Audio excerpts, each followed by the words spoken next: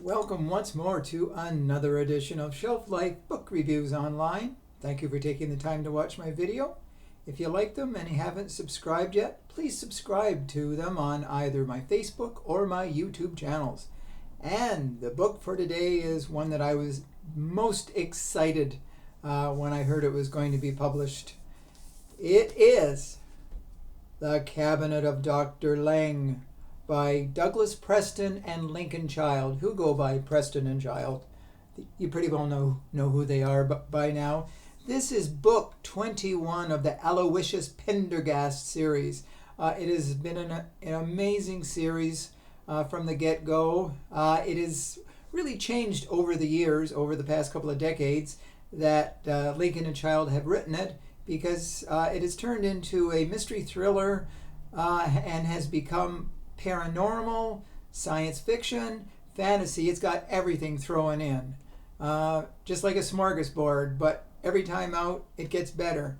Now this book, with the last book, Bloodless, featured Constance Green, who was the ward of Aloysius Pendergast, and they had a relationship together, but she decided to go back in time through a time machine that was built in the last book to 1880 New York to try to save her brother Joseph and her sister Mary from death.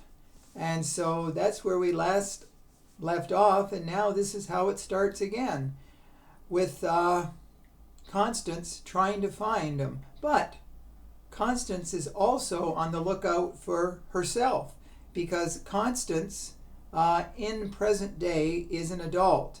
How she got to be an adult was, or how she got to live forever almost and not age, is thanks to Dr. LENG, Dr. Enoch LENG, who gave her this elixir so she would not age like most normal people do.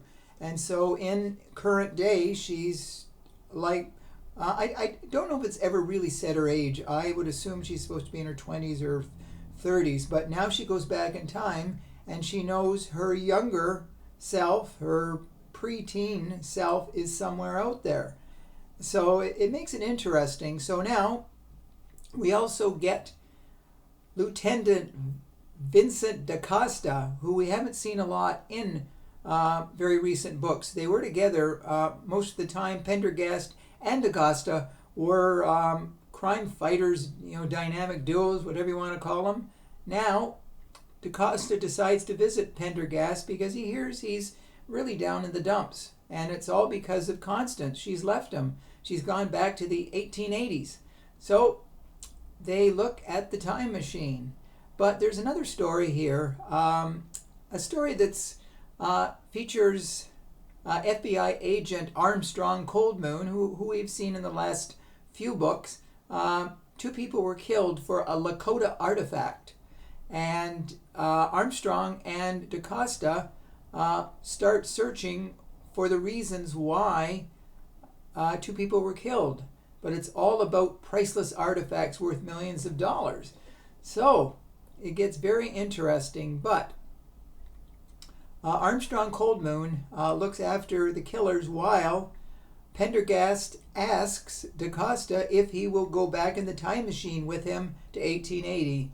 And he reluctantly agrees. So we're back in time. So it's most fascinating. Dr. Enoch LENG is a madman. He does horrible experiments with people. And what Constance is trying to do is stop her brother and sister from being murdered thanks to LENG. So to say there's a thrill on every page would almost be an understatement, because this book has so much going for it, as does every Pendergast book, and this is book 21, so the 20 before it have all been thrill rides right to the end. So there's something on every page, and the man who invented the time machine, he decides to go back to 1880 to get some very rare coins so he can bring them back to present day and make millions of dollars from. Well, things don't go as planned, and Dr. Enoch LENG meets up with him, and so let's just say it ends badly for the time machine creator. That's the only thing that I'll say about that situation. But Dr. LENG, maybe he has the last laugh as we find out, and we think maybe we're heading toward a thrilling conclusion, but wait, the last page has to be concluded. And there's a note from Preston and Child saying that they apologize that the book is going to continue one more book. They're trying to write the book as quickly as they can, and I hope they do, because these guys are just leaving the readers hanging. This is a real thrilling story, and it's like watching a soap opera, like one week, and then you have to wait a year to see what's going on the next time. Well, that's what you feel like here. But The Cabin of Dr. LENG, if you enjoy Preston and Child and the Pendergast series, this book is a must read. Even if we have to wait for the next book, we'll just have to take deep breaths and say, it's coming, it's coming, it's coming, and it will come soon. The question is when, hopefully sooner than later. So if you do buy this book, please let me know if you agree with my review, because it's a must read, like I said. So until we meet again, and we will, stay safe, stay sane, stay in touch, and I will see you at the bookstore. And thanks again for watching. Bye for now.